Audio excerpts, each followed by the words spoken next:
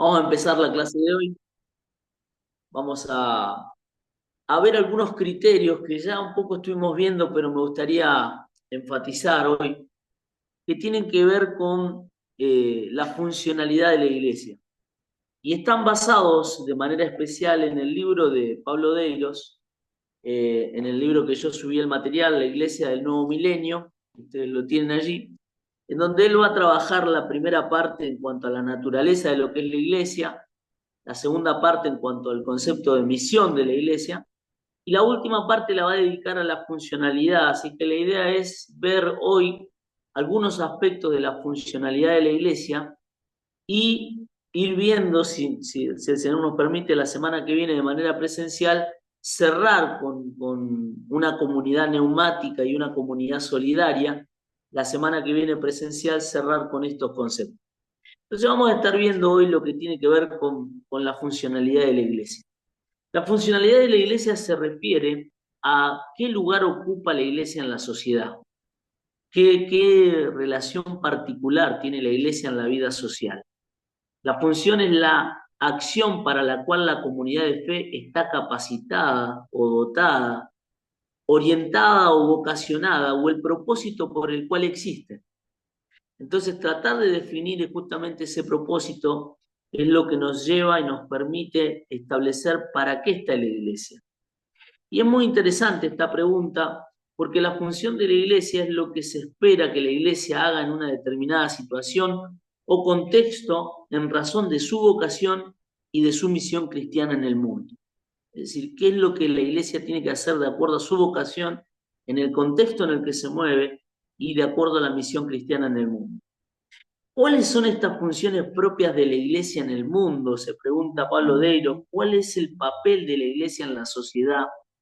Y la respuesta él la va a tomar de un autor que se llama Juan Macay en su libro Prefacio a la Teología Cristiana, en donde van a mencionar ahí una conferencia ecuménica en Oxford en el año 1937 que responde y parece una respuesta obvia, pero no lo es tanto. La respuesta es que la iglesia debe ser lo que la iglesia es, que la iglesia sea la iglesia. La Conferencia Ecuménica de Oxford en 1937 dice que la iglesia sea la iglesia, que la iglesia se conozca a sí misma, de quién es y lo que es, discerniendo claramente su propia posición y naturaleza como la comunidad de la gracia, órgano del propósito redentor de Dios para con la humanidad. La iglesia debe llegar a ser, mediante un proceso del más riguroso escrutinio propio, lo que Dios ha querido que sea. Nada menos que eso, ni siquiera algo más. En arrepentimiento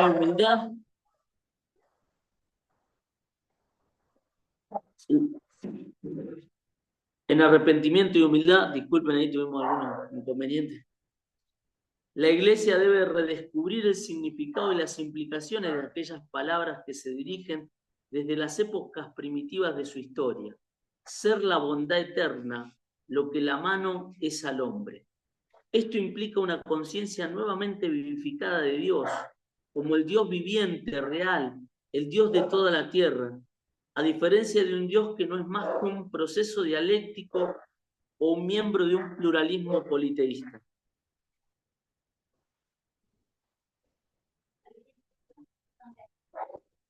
Esto significa en concreto que la iglesia se reconozca como la iglesia de Cristo, el órgano del propósito de Dios en él.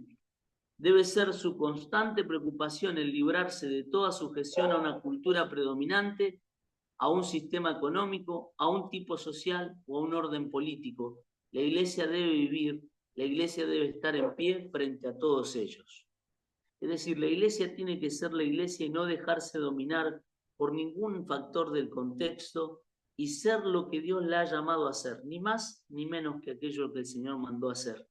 Y tratar de justamente enraizarse en el mundo que se encuentra y desde allí poder ser luz a un mundo que tanto la necesita. Ese es el planteo que hace la Conferencia Ecuménica de Oxford en el año 37. Ahora, cuando nos preguntamos ¿Cuándo es la iglesia verdaderamente la iglesia? ¿Qué función tiene que cumplir la iglesia para que sea verdaderamente la iglesia? Y ahí el doctor Pablo Deiros nos da 4 funciones en las cuales la iglesia tiene que cumplir para llevar adelante el llamado que Dios le ha dado para que sea la iglesia. Para él hay 4 funciones que son fundamentales. La primera función es una función profética. La iglesia desempeña una función profética en la sociedad, puesto que es una comunidad de profetas. En el cumplimiento de su misión, la iglesia denuncia la injusticia imperante, proclama el juicio de Dios y señala el camino a seguir en respuesta a sus demandas de justicia. Como una comunidad de profetas, la iglesia hace 3 cosas que son vitales para la sociedad. 3 cosas como comunidad de profetas hace la iglesia. La primera, la iglesia diagnostica los problemas que afectan la vida de la sociedad. Da un diagnóstico de los problemas. ¿Cuáles son los problemas que afectan la vida de la sociedad? En el cumplimiento de su función profética, la iglesia dispone de instrumentos únicos y de todos los elementos necesarios para diagnosticar el estado de la sociedad y su propio estado conforme al juicio divino. El primer instrumento para el cumplimiento de esta función es la Biblia. La Iglesia recibió como herencia el tratado más grande que se haya escrito sobre la naturaleza humana, individual y social. Pero además la Iglesia cuenta con la presencia y el poder del Espíritu Santo. La Iglesia conoce por la experiencia, la realidad de la gracia transformadora de Jesucristo y su poder a través del Espíritu Santo. En su diagnóstico de la sociedad, la Iglesia debe señalar el hecho de que el orden divino del universo ha sido violado por el pecado humano. La Iglesia debe cumplir su función profética como los profetas del Antiguo Testamento. El ministerio del profeta Amós, o Isaías, o Jeremías, pueden servir justamente como inspiración para llevar adelante esta tarea. La vida de la iglesia debe cumplir su función profética y hacer un diagnóstico sin alinearse con ninguna facción política, teoría social, programa económico o pauta cultural. La iglesia debe cumplir su función profética señalando aquellas situaciones en que el bienestar humano es objeto de transacciones opresivas y en que se violan los principios de la justicia. Samuel Lieber decía en el Evangelio de la Justicia, en un tratado, el Evangelio de Justicia, en el Congreso Latinoamericano de Evangelización en el año 92, él va a decir lo siguiente: la Iglesia ha de reconocer también que está obligada en el poder del Espíritu Santo a comprometerse con Cristo y con la gente, a cumplir su testimonio profético de evangelización, de denuncia, de protesta, de propuesta, a unirse en las batallas contra toda discriminación racial o sexual, contra la miseria, contra el hambre, contra las enfermedades físicas y mentales, el analfabetismo, el narcotráfico, la trata de blancas, la contaminación del planeta, la violación de los derechos humanos, la pornografía y cualquier otra forma de opresión e injusticia social. La iglesia tiene que estar allí para denunciar, para primera cosa, diagnosticar estos problemas. Ser claro que son problemas que violan lo que Dios ha establecido y son producto del pecado del hombre. La segunda cuestión como función profética es que la iglesia denuncia los problemas de la sociedad. En el cumplimiento de su función profética, la iglesia denuncia ciertas realidades en términos inequívocos. La iglesia debe denunciar el pecado de la sociedad y debe reconocer su propio pecado. La iglesia debe llamar al arrepentimiento a la sociedad y ella misma debe arrepentirse por haber sido muchas veces un testigo indigno del Señor. Debemos reconocer que nuestras denuncias del pecado que hay en el mundo es vital que nos evangelicemos a nosotros mismos. La iglesia debe sentirse culpable por el estado presente del mundo. La iglesia debe ser consciente de su propia impotencia, ignorancia y vulnerabilidad. La iglesia debe reorientar su mente y su voluntad hacia Dios, porque si va a ser una potencia como testigo de Dios, debe pensar como Dios piensa y querer lo que Dios quiere. Jesús fue bien claro en señalar: yo soy la vid, ustedes son las ramas. El que permanece en mí, como yo en él, dará muchos frutos. Separado de mí, no pueden ustedes hacer nada. Sí, como iglesia también, para cumplir nuestra labor profética, estamos llamados a denunciar, a dar una denuncia clara de lo que es pecado y a reconocer lo que está mal. Lo que es bueno, pero lo que está mal y desviado está mal y hay que decirlo con todas las letras. Dice, tercero, la iglesia anuncia a la sociedad un mensaje de esperanza. En el cumplimiento de su función profética, la iglesia proclama a la sociedad que la única posibilidad de obtener un orden estable y digno es por medio de Jesucristo. La iglesia anuncia las buenas nuevas del Evangelio y la verdad de Dios a fin de que pueda producirse la transformación de la sociedad. Como indicara J.M. Murray, a fin de crear de nuevo a César, debemos descubrir de nuevo a Dios. Juan Mackay dice, el Evangelio encomendado a la iglesia no es un gran imperativo, sino un gran indicativo. No consiste primeramente en un llamado a realizar ciertos ideales humanos, sino a aceptar ciertas realidades divinas. No invita a los hombres a conquistar algo, sino a recibir algo. Pone a su alcance la nueva vida que Dios mismo le ofrece y que puede servir de base para la construcción de un nuevo mundo. La iglesia proclama la justicia, la libertad, la paz, el amor y la verdad con su propio ejemplo de vida. Pero es necesario que la iglesia escuche primero lo que ella proclama a la sociedad. Es necesario que la iglesia escuche de nuevo la voz de Dios y que proclame con sencillez el mensaje que ha recibido. Es necesario que la iglesia resista todo intento por parte de los poderes seculares y religiosos de hacer callar su testimonio y de someterla a una ideología o sistema humano. Pedro Arana Quirós dice, la iglesia debe cumplir su función profética convirtiéndose en la conciencia moral y espiritual de las naciones y de sus gobiernos. La iglesia debe interpelar con la palabra de Dios su situación, sus gobiernos, los gobiernos extranjeros que actúan sobre otras naciones, directa o indirectamente, y a todos sus ciudadanos. En los países ricos, la iglesia debe evaluar si los gobiernos tienen una estrategia para la reducción de la pobreza, tanto dentro de sus fronteras como en los países pobres. Y si lo único que tienen es una estrategia para su propio crecimiento económico, debe denunciarlo. En los países pobres, la iglesia y los cristianos no solo deben saber dónde están los pobres, sino conocer por qué son pobres, desenmascarando por igual las ideologías y las utopías. Esta es la primera función, una función profética dentro de la iglesia que tiene que llevar adelante y que tiene que cumplir. La segunda función es una función que lo hemos visto nosotros le hemos llamado una función de enseñanza y aquí lo llama una función discipuladora, una función discipuladora. Esto tiene que ver con el ministerio docente, formativo, discipular de la iglesia. Las personas y la sociedad como un todo necesitan desarrollar al máximo su potencial conforme con la voluntad de Dios. Las fuerzas del mal hacen todo lo posible por frustrar las mejores intenciones de hacer más humana la vida humana. La iglesia debe actuar en la dirección opuesta y no solo resistir la obra destructiva del orden de las tinieblas, sino también promover la justicia, la paz, la verdad, el amor y la libertad a través de su ministerio docente, formativo y discipulador. El aprendizaje es esencial al crecimiento de cada persona y de la comunidad humana como un todo.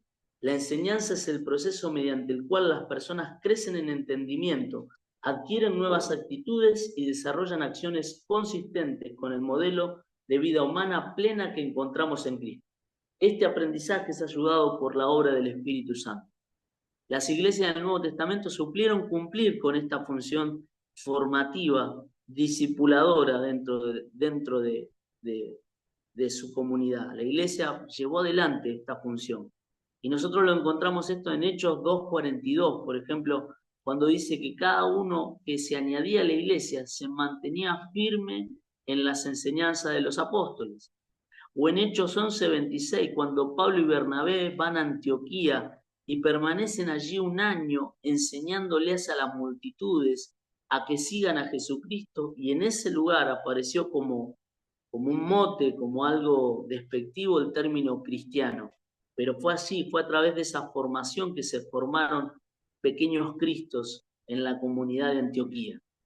Y Pablo también en la carta a los Colosenses les decía a los suyos que se mantengan arraigados y confirmados en la fe, como él les enseñó, en Colosenses 2:7.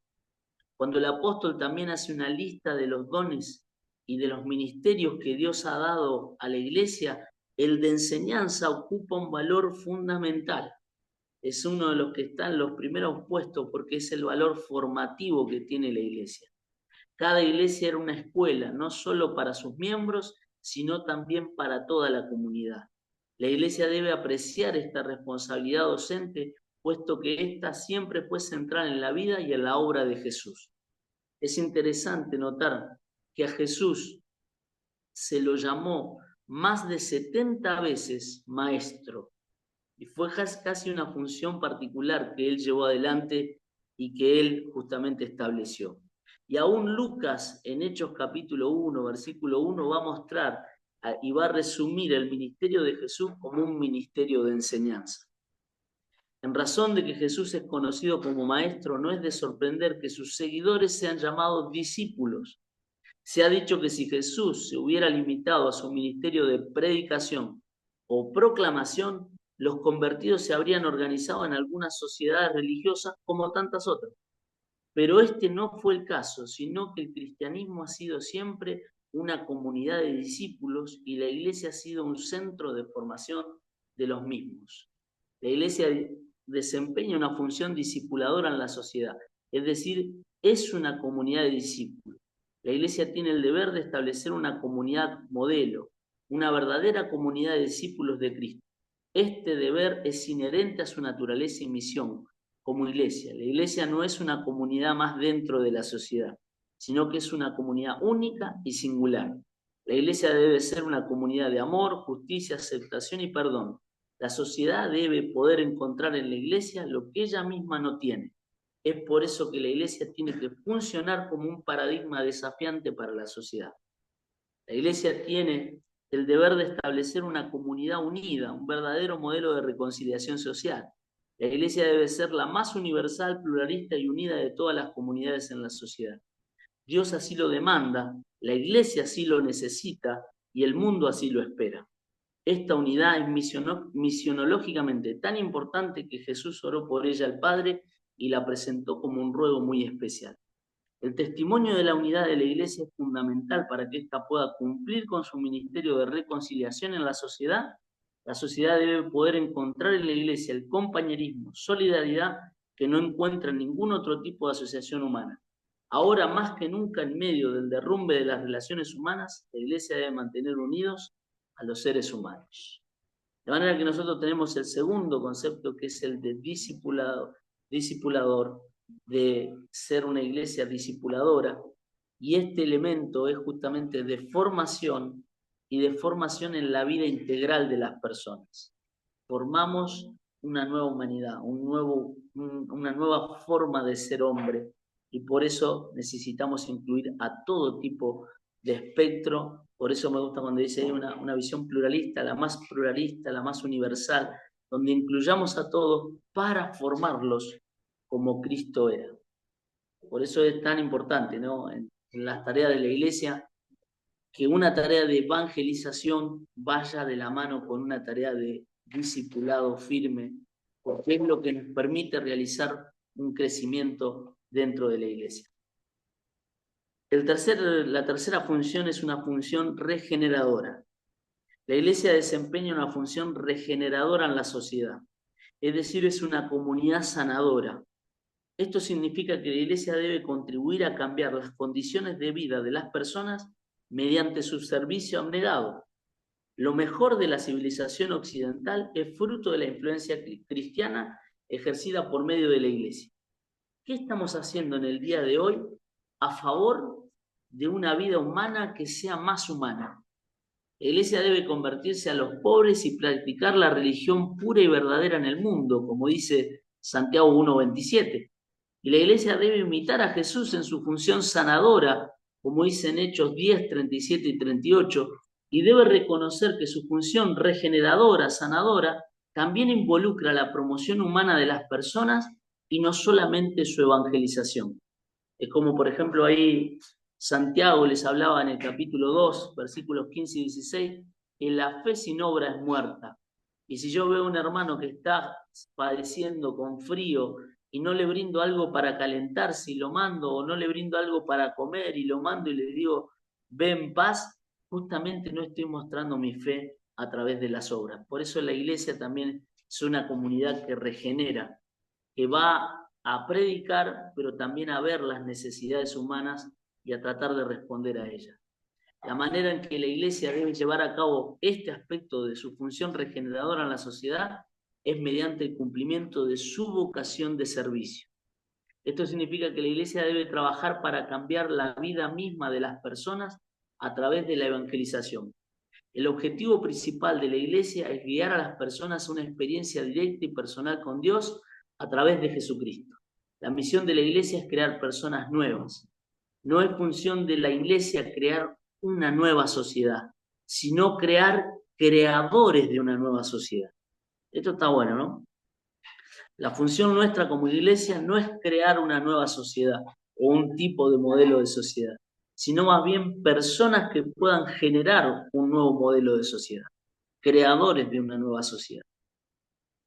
La misión por excelencia de la iglesia es predicar el evangelio transformador de Cristo. Esta es la mejor contribución que la iglesia puede ofrecer a la sociedad. Como Pedro, la iglesia debe poder decir, no tengo plata ni oro, pero lo que tengo te doy. La manera en que la iglesia debe llevar a cabo este aspecto de su función regeneradora en la sociedad es mediante el cumplimiento de su vocación evangelizadora. Muy bien, y por último, la última función es una función doxológica. La iglesia desempeña una función doxológica en la sociedad. Doxa, que tiene que ver con darle la gloria a Dios. Es decir, es una comunidad que adora. La iglesia es una comunidad de alabanza y de adoración, un pueblo que ministra a Dios. Al igual que la iglesia de Tesalónica, el cuerpo de Cristo en cualquier lugar está compuesto por aquellos que se convirtieron a Dios, dejando los ídolos para servir al Dios vivo y verdadero, y esperar del cielo a Jesús, su Hijo, a quien resucitó, quien nos libra del castigo venidero. La iglesia tiene que ser una comunidad doxológica. No hay otra manera de ser iglesia de Cristo en una sociedad pluralista y relativista. ¿Cómo puede la iglesia sobrevivir en un contexto pluralista y relativista como es la ciudad? La iglesia forma parte de la misma cultura de la ciudad y está en el mismo lugar, pero teológicamente es diferente. Su lealtad primera y última está puesta en Cristo su Señor. Como una comunidad de alabanza y de adoración, la iglesia es el ámbito en el que las personas encuentran su verdadera libertad y dignidad, su verdadera igualdad en sumisión a aquel que es el único Señor digno de toda alabanza y adoración. Además, la iglesia en obediencia al deseo divino, además, la iglesia adora en obediencia al deseo divino. La adoración comunitaria es un mandato del Señor.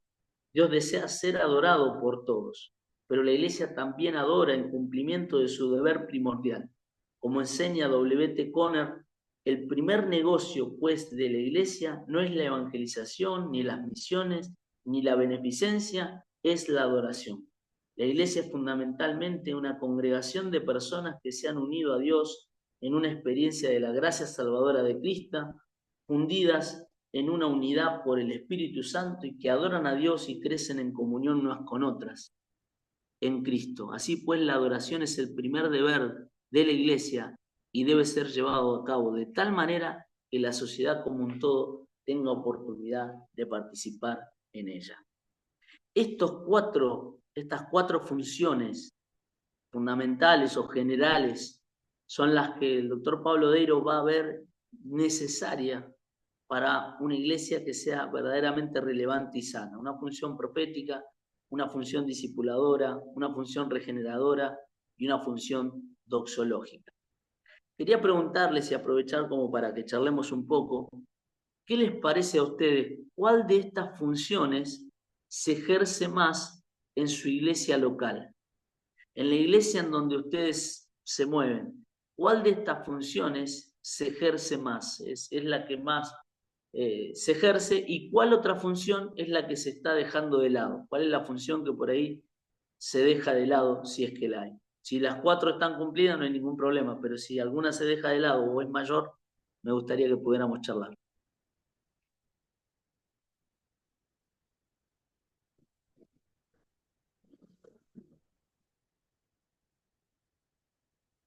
¿Se comprendió la pregunta?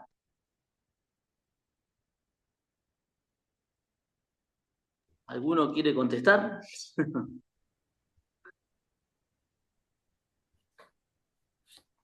Bueno, al menos en mi iglesia es bastante difícil cumplir esa de profecía que hablábamos al principio. No sé si a eso te referías. Sí. Bueno, ¿Por, quizás por qué es difícil? y porque digamos que los bautistas enseñamos que como que el don de profecía dejó de funcionar cuando se terminó de escribir la Biblia.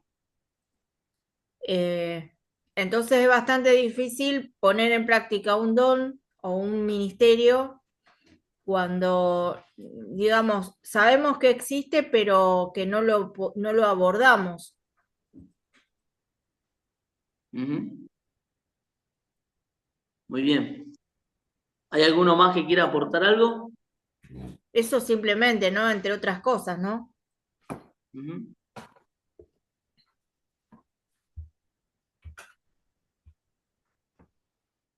Es muy, tal vez, interesante notar que el concepto de función profética lo llevamos adelante hoy porque todos somos profetas. Según 1 Corintios 14, todos cumplimos una función profética. Y la función profética no es solamente una función predictiva, es decir, de predecir el futuro, sino que tiene que ver con lo que hablábamos recién, con diagnosticar el problema, con reconocer qué problemas hay, con denunciarlos y con poder traer esperanza en medio de ellos. Hoy los necesitamos más que nunca. Decir cuáles son los problemas, denunciarlos y llevarlo adelante y poder justamente traer algo de esperanza es algo que necesitamos y que es fundamental. Y que, como vos decís, también la iglesia en donde estoy, medio que a esa función profética no estamos tan acostumbrados a realizarla. Y me parece que es fundamental volverla a tener y atraer mucho más en un mundo relativista en donde estamos viviendo. Sí, pasa que al menos es lo que yo veo, ¿no? Que muchas otras congregaciones sí se ponen en práctica, pero como para desear que la persona que va a la iglesia tenga algo bueno.